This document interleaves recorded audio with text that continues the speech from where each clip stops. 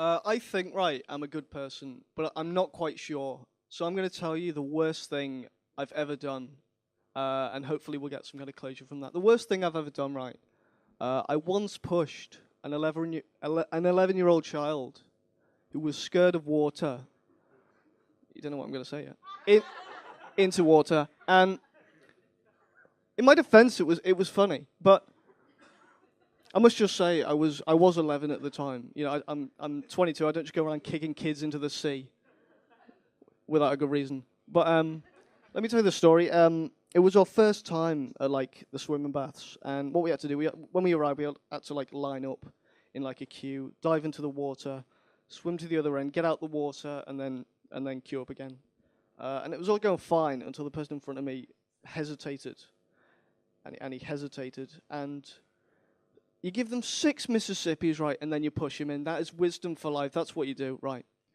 The teacher wasn't helping, right, because he was just saying things like, "Take your time, take all the time in the world, don't worry, it's no one's gonna push you in." That's where I got the idea from. Anyway, so I'm stood there waiting, and I don't understand how somebody could be afraid of water. It doesn't make sense to me. How can you be? I've seen him drink. How could he be afraid of water and yet still drink it? Okay, you wouldn't get that with any other fear. Like a fear of spiders. Okay, if somebody said, "Okay, I want you to walk through that tunnel full of spiders," and you'd go, "Well, I'm afraid of spiders, so I'm not going to do that. So I'm going to politely decline your offer." If they just said, "Okay, can you just drink this cup of spiders?" You wouldn't turn around and go, "Oh yeah, okay, I'll do that." It just doesn't make sense. So thanks for laughing at that. I thought it was funny, but okay. Thank God it's not being recorded. Anyway, I don't.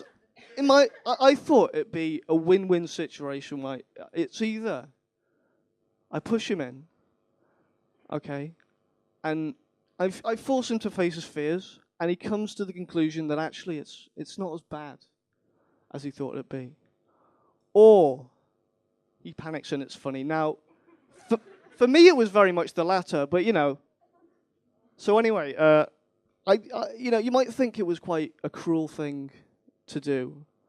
I think it was actually a very nice thing to do. It was very altruistic, and it was because I made 20 kids behind me laugh. And only one person had to suffer. Now, for me, that's a very good ratio. Those kids were laughing, right? And all you guys have come out here tonight that's why you've come out tonight. So it's the only difference is tonight there's a distinct lack of drowning kids. In many ways, that's the only difference. Anyway, as soon as I do it right, I push the kid in. Literally straight away, the teacher says, "Get over here now." I mean, literally straight away, the kid's still drowning. God rest his soul.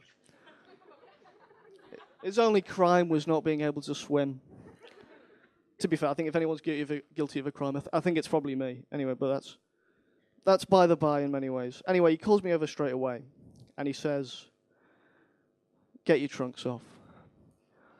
No, that's a different story. That was a different teacher. It was actually a very happy story. Anyway, no, it was. It was, it has peaks and troughs like any other story, but it was a nice story. Anyway, he says, "Get your trunks off.